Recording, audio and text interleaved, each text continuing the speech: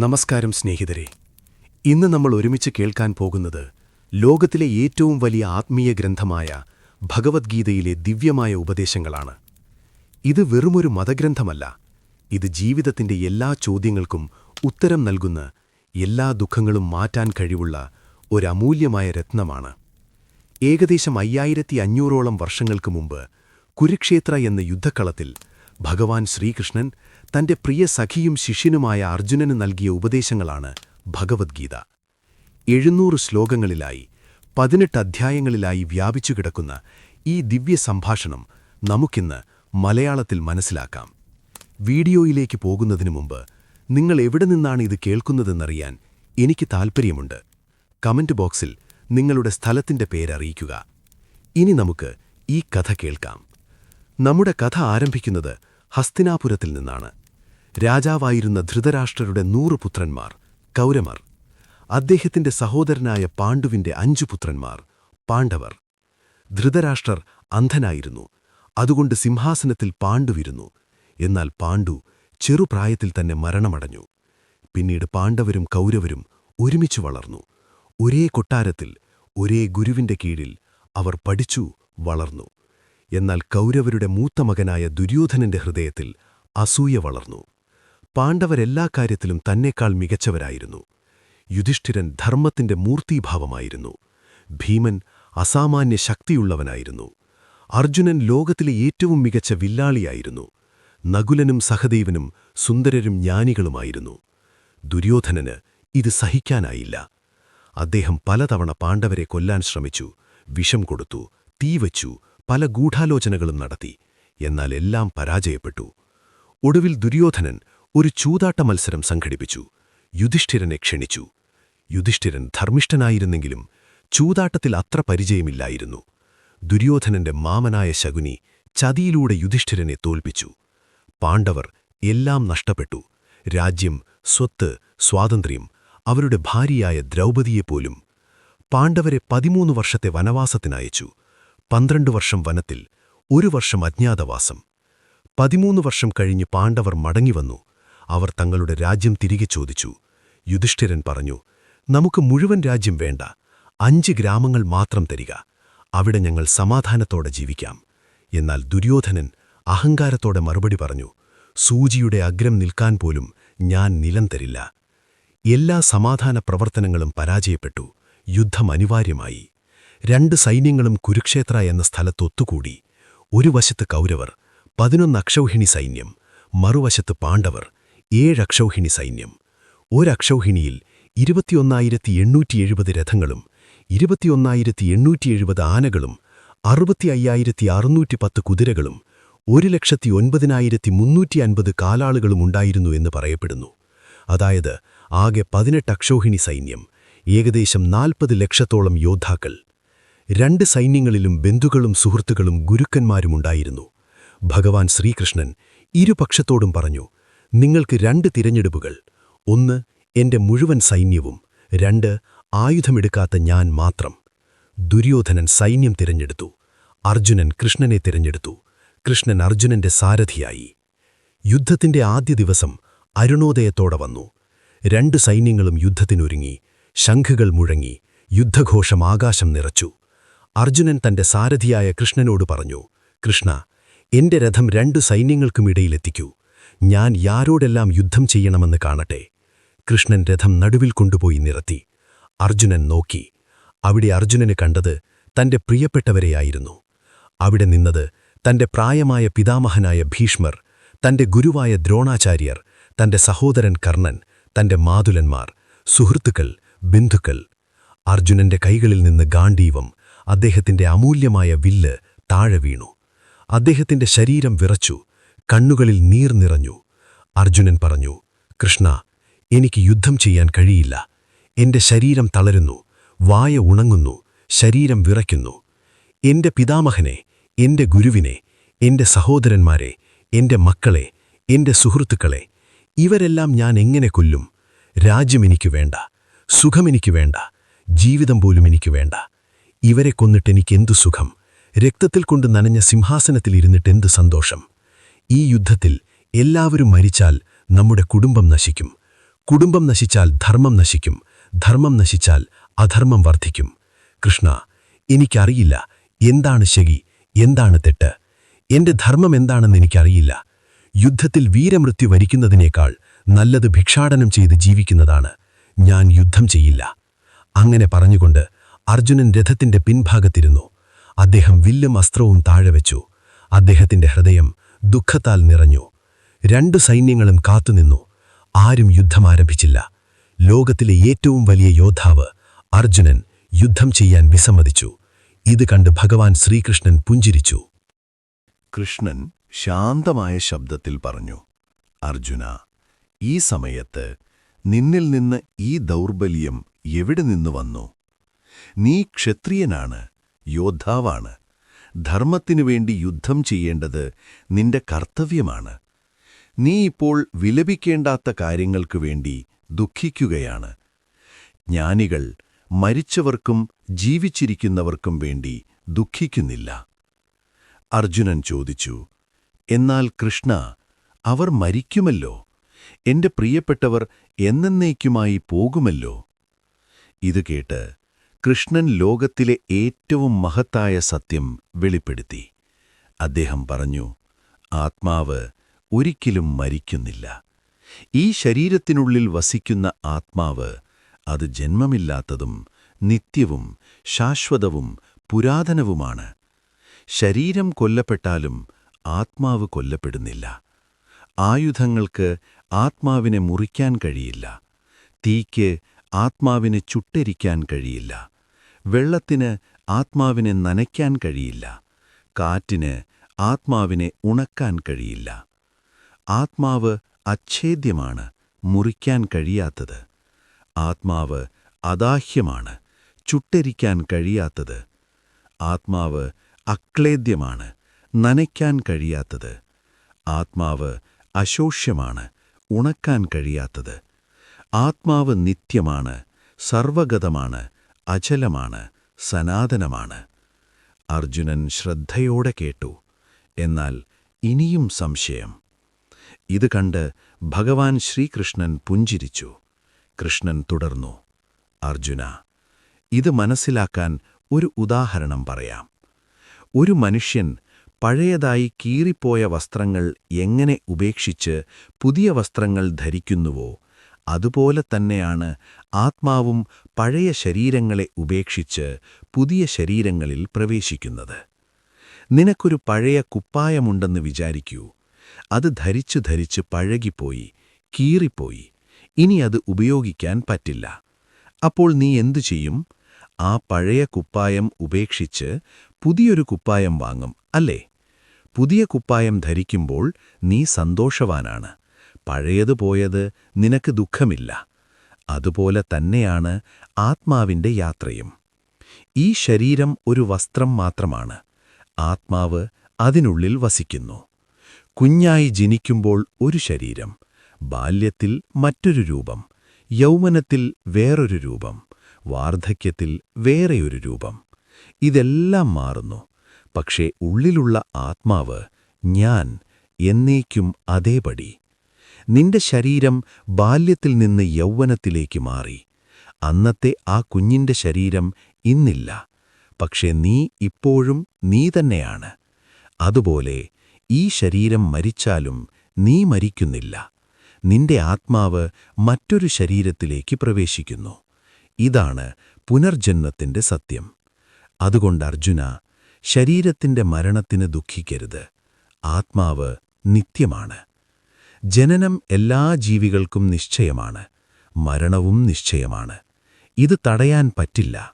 അതുകൊണ്ട് അനിവാര്യമായത് നിനക്ക് ദുഃഖിക്കാൻ യോഗ്യമല്ല. അർജുനൻ കേട്ടുകൊണ്ടിരുന്നു. അദ്ദേഹത്തിന്റെ ഹൃദയത്തിൽ ഒരു ചെറിയ വെളിച്ചം തെളിഞ്ഞു തുടങ്ങി. പക്ഷേ ഇനിയും ചോദ്യങ്ങളുണ്ടായിരുന്നു. കൃഷ്ണൻ തുടർന്നു, അർജുന, ആത്മാവിന്റെ സത്യം ഇനി നിനക്ക് മനസ്സിലായി. പക്ഷേ അതുമാത്രം പോരാ. നീ ഒരു ക്ഷത്രിയനാണ്, യോദ്ധാവാണ്. നിനക്കൊരു കർത്തവ്യമുണ്ട്, ഒരു ധർമ്മമുണ്ട്. നിന്റെ സ്വധർമ്മം, നിന്റെ സ്വന്തം കർത്തവ്യമനുസരിച്ച് യുദ്ധം ചെയ്യുക എന്നതാണ്. ഒരു ക്ഷത്രിയന് ധർമ്മയുദ്ധത്തേക്കാൾ നല്ലത് മറ്റൊന്നുമില്ല. ഇത് സ്വർഗത്തിലേക്കുള്ള തുറന്ന വഴി പോലെയാണ്. ഇപ്പോൾ നിനക്ക് 2 വഴികളുണ്ട്. ഒന്നാമത്തേത്, നീ യുദ്ധം ചെയ്യുക. ജയിച്ചാൽ നിനക്ക് ഭൂമി ലഭിക്കും, മരിച്ചാൽ നിനക്ക് സ്വർഗം ലഭിക്കും. രണ്ടാമത്തേത്, നീ യുദ്ധം ചെയ്യാതെ ഓടിപ്പോകുക.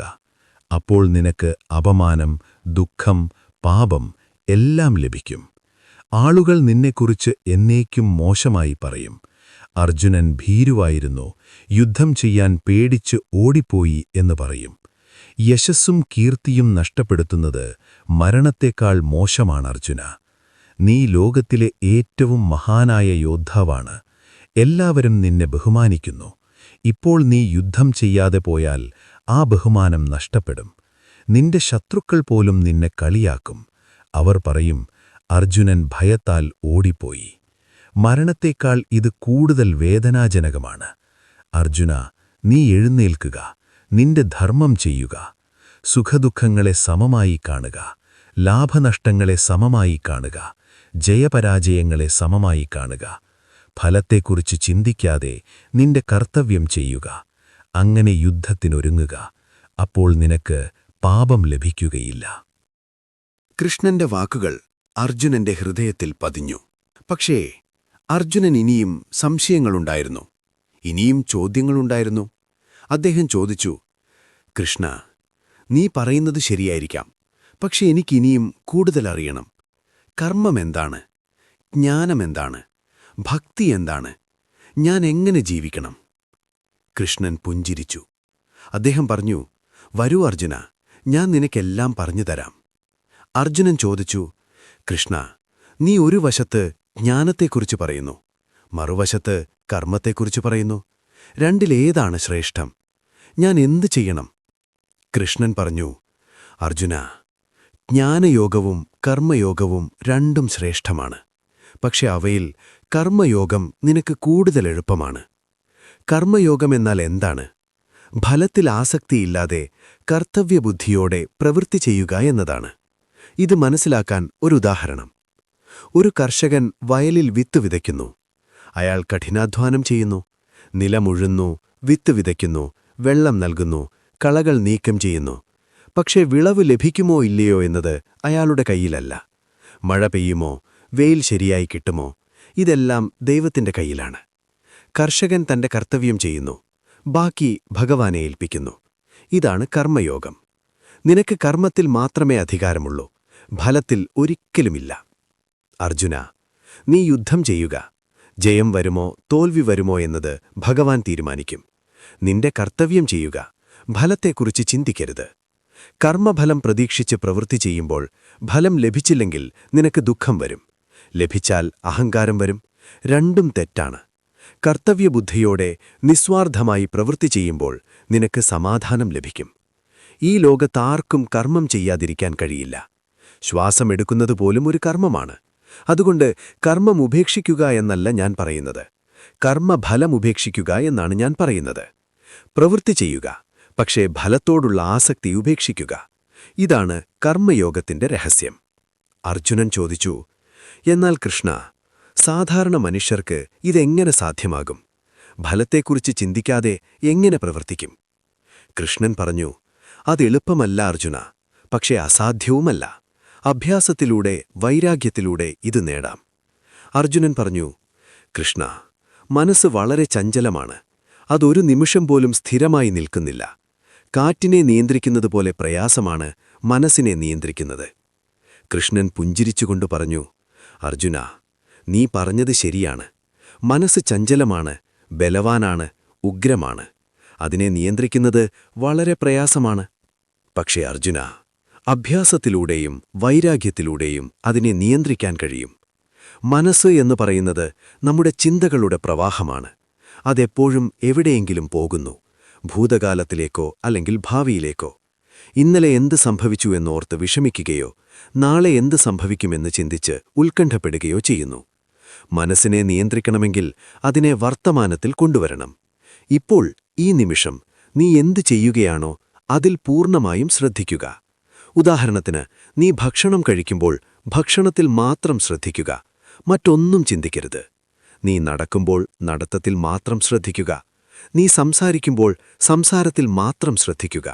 ഇങ്ങനെ ഓരോ പ്രവൃത്തിയിലും പൂർണ്ണമായും നിലകൊള്ളുക. ഇതാണ് അഭ്യാസം. വൈരാഗ്യമെന്നാൽ വിഷയങ്ങളോടുള്ള ആസക്തി വിടുക എന്നാണ്. ലോകത്തിലെ സുഖങ്ങൾ, പണം, പ്രശസ്തി, ആഡംബരം ഇവയെല്ലാം താൽക്കാലികമാണ്. ഇന്നുള്ളത് നാളെ പോകാം. അതുകൊണ്ട് ഇവയോട് അമിതമായി പറ്റിപ്പിടിക്കരുത്. ഇവ വേണമെങ്കിൽ എടുക്കാം, വേണ്ടെങ്കിൽ വിടാം. പക്ഷേ ഇവ കാരണം മനസ്സിന് അസ്വസ്ഥത വരരുത്. ഇതാണ് വൈരാഗ്യം. അഭ്യാസവും വൈരാഗ്യവുമുണ്ടെങ്കിൽ മനസ്സിനെ നിയന്ത്രിക്കാം. സ്ഥിതപ്രജ്ഞനായ മനുഷ്യൻ, മനസ്സിനെ നിയന്ത്രിച്ച മനുഷ്യൻ എല്ലാ സാഹചര്യങ്ങളിലും സമനായിരിക്കും. സുഖത്തിൽ അഭിമാനിക്കുകയില്ല, ദുഃഖത്തിൽ വിഷമിക്കുകയുമില്ല. പ്രശംസ കിട്ടിയാലും നിന്ദ കിട്ടിയാലും ഒരുപോലെ സ്വീകരിക്കും. ലാഭമുണ്ടായാലും നഷ്ടമുണ്ടായാലും സമചിത്തനായിരിക്കും. അങ്ങനെയുള്ള മനുഷ്യൻ യഥാർത്ഥ സമാധാനത്തിൽ ജീവിക്കുന്നു. അർജുനൻ കേട്ടു. അദ്ദേഹത്തിന്റെ മനസ്സിൽ ഒരു പുതിയ ധാരണ വന്നു തുടങ്ങി. അർജുനൻ ചോദിച്ചു, കൃഷ്ണ, ജ്ഞാനയോഗവും കർമ്മയോഗവും നീ പറഞ്ഞു. പക്ഷേ ഭക്തിയോഗത്തെക്കുറിച്ച്, അതിനെക്കുറിച്ച് എന്നോട് പറയുക. കൃഷ്ണൻ സ്നേഹപൂർവം പറഞ്ഞു, അർജുന, ഭക്തിയോഗം എല്ലാ യോഗങ്ങളിലും ഏറ്റവും സുന്ദരവും എളുപ്പവുമാണ്. ഭക്തി എന്നാൽ പരമമായ സ്നേഹം, പൂർണ്ണമായ സമർപ്പണം. ഒരു കുഞ്ഞ് അമ്മയെ എങ്ങനെ സ്നേഹിക്കുന്നുവോ, നിർവികാരമായി, എന്തും പ്രതീക്ഷിക്കാതെ, പൂർണ്ണമായി വിശ്വസിച്ചുകൊണ്ട്, അതുപോലെയാണ് ഭക്തി. നീ ഭഗവാനെ എന്തുമാത്രം സ്നേഹിക്കുന്നു എന്നതല്ല പ്രധാനം, എങ്ങനെ സ്നേഹിക്കുന്നു എന്നതാണ് പ്രധാനം. നിനക്ക് ധാരാളം സ്വത്തുണ്ടെങ്കിൽ അത് ഭഗവാന് സമർപ്പിക്കാം. നിനക്ക് സ്വത്തൊന്നുമില്ലെങ്കിൽ ഒരു പൂവ്, ഒരു ഇല, ഒരു ഫലം, അല്ലെങ്കിൽ അല്പം വെള്ളം പോലും മതി. ഭക്തിയോടെ സമർപ്പിച്ചാൽ ഞാനത് സ്വീകരിക്കും.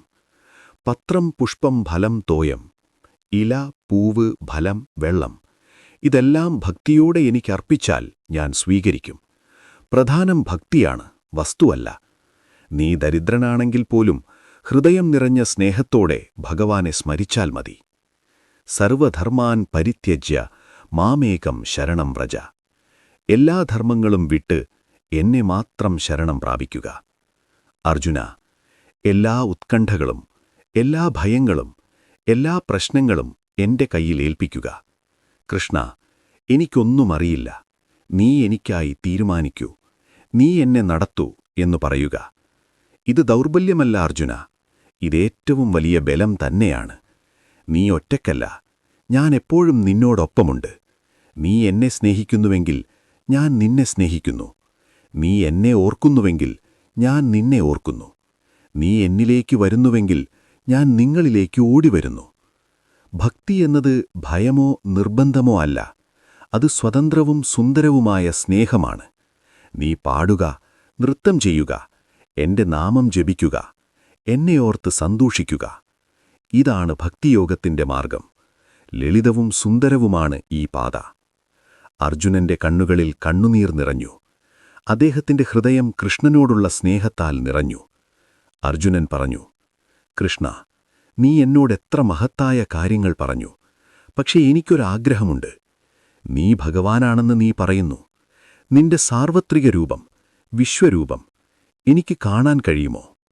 കൃഷ്ണൻ പറഞ്ഞു, അർജുന, ഈ സാധാരണ കണ്ണുകളാൽ എന്റെ വിശ്വരൂപം കാണാൻ നിനക്ക് കഴിയില്ല. അതിനായി ഞാൻ നിനക്ക് ദിവ്യദൃഷ്ടി നൽകാം. കാണുക. അപ്പോൾ കൃഷ്ണൻ തന്റെ വിശ്വരൂപം പ്രകടമാക്കി. അർജുനൻ കണ്ടത് വാക്കുകളാൽ വർണ്ണിക്കാൻ പറ്റാത്ത കാഴ്ചയായിരുന്നു. അനന്തമായ പ്രപഞ്ചം മുഴുവൻ കൃഷ്ണന്റെ ഉള്ളിൽ. അസംഖ്യം മുഖങ്ങൾ, അസംഖ്യം കൈകൾ, അസംഖ്യം കണ്ണുകൾ, സൂര്യന്മാരും ചന്ദ്രന്മാരും നക്ഷത്രങ്ങളും ഗ്രഹങ്ങളും, എല്ലാ ദേവന്മാരും, എല്ലാ മനുഷ്യരും, എല്ലാ ജീവികളും, ഭൂതകാലവും വർത്തമാനവും ഭാവിയും, സൃഷ്ടിയും പരിപാലനവും സംഹരവും, എല്ലാം ഒരേ സമയം, ഭയങ്കരവും സുന്ദരവും, ഭീതിപ്രദവും ശാന്തവും. അർജുനൻ കണ്ടു. യുദ്ധത്തിൽ പങ്കെടുത്ത എല്ലാ യോദ്ധാക്കളും കൃഷ്ണന്റെ വായിലേക്ക് പ്രവേശിക്കുന്നത്. അവർ മരിക്കാൻ പോകുന്നു എന്ന് വ്യക്തമായി കണ്ടു. അർജുനൻ വിറച്ചു. അദ്ദേഹം കൈകൂപ്പി പ്രാർത്ഥിച്ചു, കൃഷ്ണ, നീ സർവവുമാണ്. നീ എല്ലാം അറിയുന്നവനാണ്. നീ സർവശക്തനാണ്. ഞാൻ പല സമയത്ത് നിന്നോട് സുഹൃത്തിനെപ്പോലെ സംസാരിച്ചു. നിന്നെ സാധാരണ മനുഷ്യനായി കണ്ടു. എന്നെ ക്ഷമിക്കൂ. ഇപ്പോഴെനിക്ക് മനസ്സിലായി, നീ എല്ലാത്തിൻ്റെയും സൃഷ്ടാവാണ്, പരിപാലകനാണ്, സംഹാരകനാണ്. പക്ഷേ കൃഷ്ണ, എനിക്ക് ഭയമാകുന്നു. ദയവായി നിന്റെ സാധാരണ രൂപത്തിലേക്ക് മടങ്ങുക. കൃഷ്ണൻ പുഞ്ചിരിച്ചു. വിശ്വരൂപം അപ്രത്യക്ഷമായി. അദ്ദേഹം വീണ്ടും അർജുനന്റെ പ്രിയ സുഹൃത്തായി, സാരഥിയായി മാറി. കൃഷ്ണൻ പറഞ്ഞു, അർജുന, ഇനി ഞാൻ നിന്നോട് ജീവിതത്തിന്റെ സാരാംശം പറയാം. ഇത് നന്നായി കേൾക്കുക. നീ ശരീരമല്ല, ആത്മാവാണ്. ഇതൊരിക്കലും മറക്കരുത്. നിന്റെ യഥാർത്ഥ സ്വഭാവം ആനന്ദമാണ്, സമാധാനമാണ്, സ്നേഹമാണ്. ബാഹ്യ സാഹചര്യങ്ങൾ നിന്നെ ബാധിക്കാൻ അനുവദിക്കരുത്. നിന്റെ കർത്തവ്യം ചെയ്യുക, ഫലം എന്നെ ഏൽപ്പിക്കുക. എന്തു വന്നാലും സമചിത്തനായിരിക്കുക. സുഖദുഃഖങ്ങൾ താൽക്കാലികമാണ്. വേനൽക്കാലവും ശീതകാലവും പോലെ അവ വരുകയും പോകുകയും ചെയ്യും. സത്യം സംസാരിക്കുക, ഹിതമായത് സംസാരിക്കുക, കഠിനമായ വാക്കുകൾ പറയരുത്. പരദുഃഖത്തിൽ സഹാനുഭൂതി കാണിക്കുക, പരസുഖത്തിൽ സന്തോഷിക്കുക. അസൂയ, ക്രോധം, അത്യാഗ്രഹം ഇവ ഉപേക്ഷിക്കുക. ഇവ നിന്നെ നശിപ്പിക്കും. എന്നെ എപ്പോഴും ഓർക്കുക. ഏതു പ്രവൃത്തി ചെയ്യുമ്പോഴും എന്നെ സ്മരിക്കുക. ഭക്ഷണം കഴിക്കുമ്പോൾ അതെനിക്ക് സമർപ്പിച്ച ശേഷം കഴിക്കുക. ജോലി ചെയ്യുമ്പോൾ അതെനിക്കായി ചെയ്യുക. ഉറങ്ങുമ്പോൾ എന്റെ നാമത്തോടെ ഉറങ്ങുക. നീ എവിടെയായിരുന്നാലും എന്തു ചെയ്താലും ഞാൻ നിന്നോടൊപ്പമുണ്ട്. നീ എന്നിലാണെന്ന് എപ്പോഴും ഓർക്കുക. സർവം ബ്രഹ്മമയം ജഗത്. എല്ലാം ബ്രഹ്മമാണ്, എല്ലാം ദൈവമാണ്. ഈ ലോകത്തെ ഒരു കളിസ്ഥലമായി കാണുക. നീയൊരു നടനാണ്. നിന്റെ പങ്ക് നന്നായി അവതരിപ്പിക്കുക. എന്നാൽ അതിൽ അമിതമായി ഇടപെടരുത്. ജീവിതമൊരു യാത്രയാണ്. അതനുഭവിക്കുക. എന്നാൽ ലക്ഷ്യം മറക്കരുത്. നിന്റെ ലക്ഷ്യം എന്നെ പ്രാപിക്കുക എന്നതാണ്. എന്നിലേക്ക് മടങ്ങിവരുക. ഈ ശരീരം അവസാനിക്കുമ്പോൾ നീ എന്നിലേക്ക് വരും. അവിടെ നിനക്ക് നിത്യാനന്ദമുണ്ട്. പക്ഷേ അതിനായി കാത്തിരിക്കേണ്ട ആവശ്യമില്ല. ഇപ്പോൾ തന്നെ, ഈ നിമിഷം തന്നെ നീ എന്നിൽ ജീവിക്കാം. എന്നെ സ്നേഹിക്കുക, എന്നെ ഓർക്കുക, എന്നെ സേവിക്കുക. അപ്പോൾ നിനക്കൊരിക്കലും ദുഃഖമുണ്ടാവില്ല. നിനക്കെപ്പോഴും സമാധാനമുണ്ടായിരിക്കും. അർജുനൻ കൃഷ്ണനെ നോക്കി പുഞ്ചിരിച്ചു. അദ്ദേഹത്തിന്റെ മുഖത്ത് സമാധാനം, കണ്ണുകളിൽ വ്യക്തത, ഹൃദയത്തിൽ ദൃഢനിശ്ചയം. അർജുനൻ പറഞ്ഞു, കൃഷ്ണ, എന്റെ സംശയങ്ങളെല്ലാം മാറി. എന്റെ മോഹം നശിച്ചു. നിന്റെ കൃപയാൽ എനിക്ക് ഓർമ്മശക്തി വന്നു. ഇനി ഞാൻ സംശയരഹിതനാണ്. നീ പറയുന്നത് ഞാൻ ചെയ്യും. എനിക്ക് മനസ്സിലായി, ഇത് വെറും യുദ്ധമല്ല, ഇത് ധർമ്മയുദ്ധമാണ്. അധർമ്മത്തിനെതിരെ ധർമ്മത്തെ സ്ഥാപിക്കാനുള്ള പോരാട്ടമാണ്. ഞാൻ വില്ലെടുക്കുമ്പോൾ അതെന്റെ കർത്തവ്യമായാണ് ചെയ്യുന്നത്. വെറുപ്പോടെയല്ല, പ്രതികാരബുദ്ധിയോടെയല്ല. ഫലം എന്തായാലും ഞാൻ സ്വീകരിക്കും. കാരണം അത് നിന്റെ ഇഷ്ടമാണ്. കൃഷ്ണ, നീ എന്റെ സാരഥി മാത്രമല്ല, നീ എന്റെ സുഹൃത്താണ്, എന്റെ ഗുരുവാണ്, എന്റെ ഭഗവാനാണ്. നിന്നെ പൂർണ്ണമായി വിശ്വസിച്ചുകൊണ്ട് ഞാൻ യുദ്ധത്തിനൊരുങ്ങുന്നു. കരിഷ്യേ വചനം തവ. നിന്റെ വാക്ക് ഞാൻ അനുസരിക്കും. കൃഷ്ണൻ സന്തോഷത്തോടെ പുഞ്ചിരിച്ചു. അദ്ദേഹം പറഞ്ഞു, അർജുന, നീ യഥാർത്ഥത്തിൽ എന്റെ പ്രിയ ശിഷ്യനാണ്. ഇനി എഴുന്നേൽക്കുക. നിന്റെ ഗാണ്ഡീവമെടുക്കുക. അർജുനൻ എഴുന്നേറ്റു. താഴെ വീണുകിടന്ന ഗാണ്ഡീവമെടുത്തു. കൃഷ്ണൻ ശംഖൂതി. അർജുനനും ശംഖൂതി. 2 സൈന്യങ്ങളും ഒരുക്കമായി. യുദ്ധം ആരംഭിച്ചു. 18 ദിവസം യുദ്ധം നീണ്ടു. കോടിക്കണക്കിന് യോദ്ധാക്കൾ മരിച്ചു. അവസാനം ധർമ്മത്തിന് ജയം.